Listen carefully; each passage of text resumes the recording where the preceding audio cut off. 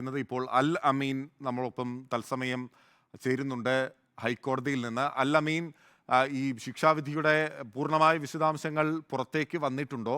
എന്തൊക്കെയാണ് പ്രധാനമായും ഹൈക്കോടതി ഈ വിധിയിൽ ചൂണ്ടിക്കാട്ടിയിട്ടുള്ളത്?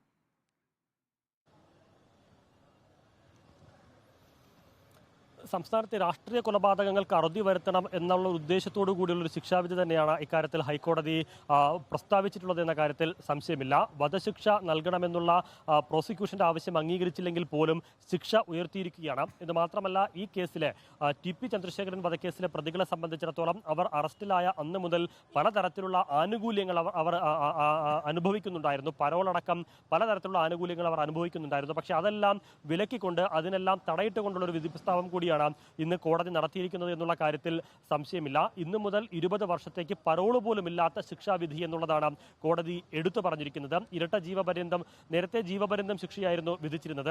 ഇരട്ട ജീവപര്യന്തം എന്ന് പറയുമ്പോൾ തന്നെ അതിനിടയിൽ പരോളില്ല എന്ന് പറയുമ്പോൾ തന്നെ അതിന്റെ ആഴവും പരപ്പും നമുക്ക് വായിച്ചെടുക്കാവുന്നതേ ഉള്ളൂ. ഇത് മാത്രമല്ല, ഈ ജീവപര്യന്തം ശിക്ഷയ്ക്ക് തന്നെ, അല്ലെങ്കിൽ ആ ഒരു ശിക്ഷാവിധി തന്നെ തുടർന്നിരുന്നുവെങ്കിലും സർക്കാരിന് ഒരു 2 വർഷം കൂടി കഴിയുമ്പോൾ ഇളവുകൾ അനുവദിക്കാനുള്ള അവകാശമുണ്ട്. പക്ഷേ ആ അവകാശം പോലും പാടില്ല. പ്രതികൾക്ക് ഒരു തരത്തിലുള്ള ആനുകൂല്യവും പാടില്ല.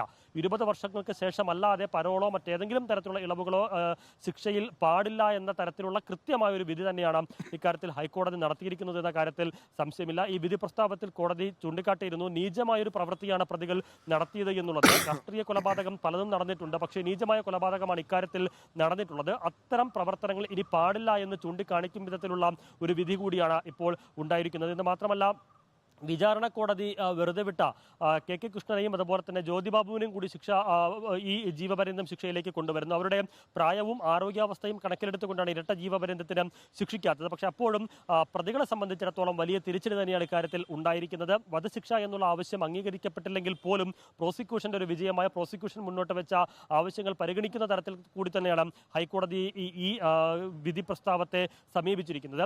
പക്ഷേ ഈ വിഷയത്തിൽ അപ്പീൽ പോകുമെന്ന് തന്നെയാണ് പ്രോസിക്യൂഷനും KK രമയും ഒക്കെ പറയുന്നത്. വധശിക്ഷ ഉറപ്പാക്കുന്നതുവരെ നിയമപോരാട്ടം നടത്തും. ഇത് മാത്രമല്ല, ഗൂഢാലോചന സംബന്ധിച്ച് ഇനിയുമേറെ ആളുകൾ പുറത്തേക്ക് വരാനുണ്ട്. കർട്ടന് പുറത്ത് മറഞ്ഞിരിക്കുകയാണ് പല ആളുകളും. അവരെയൊക്കെ പുറത്തേക്ക് കൊണ്ടുവരേണ്ടതുണ്ട്. അതിനുവേണ്ടിയുള്ള നിയമപോരാട്ടം തുടരും. സുപ്രീം കോടതിയിൽ അടക്കം പോവുകയും ചെയ്യും. അതിന് ഈ വിധി പകർപ്പ് ലഭിച്ചതിന് ശേഷം കൂടിയാലോചനകൾ നടത്തിയതിനു ശേഷമായിരിക്കും തുടർ തീരുമാനങ്ങൾ എന്നുള്ളതാണ് KK രമയും N വേണുവും അഭിഭാഷകരും പ്രോസിക്യൂഷന് വേണ്ടി കോടതിയിൽ ഹാജരായവരുമൊക്കെ വ്യക്തമാക്കിയത്. ഇപ്പോൾ ഈ വിധി പ്രസ്താവം പൂർത്തിയായതിനു ശേഷം KK രമയും അതുപോലെ തന്നെ RMP നേതാക്കളും അഭിഭാഷകരും ഒക്കെ മാറിയിരുന്നപ്പോൾ ഒരു കൂടിയാലോചനകൾ നടത്തിക്കൊണ്ടിരിക്കുകയാണ്. ഇക്കാര്യത്തിൽ ഇനി എങ്ങനെ മുന്നോട്ട് പോകണമെന്ന കാര്യത്തിലാണ് അവരുടെ ചർച്ചകൾ നടത്തുന്നത്. ഏതായാലും കേരള ഹൈക്കോടതിയെ സംബന്ധിച്ചിടത്തോളം സുപ്രധാനമായ ഒരു ഇടപെടലാണ്, സുപ്രധാനമായ ഒരു വിധി പ്രസ്താവമാണ് TP ചന്ദ്രശേഖരൻ കേസിൽ ഇപ്പോൾ നടത്തിയിരിക്കുന്നത്.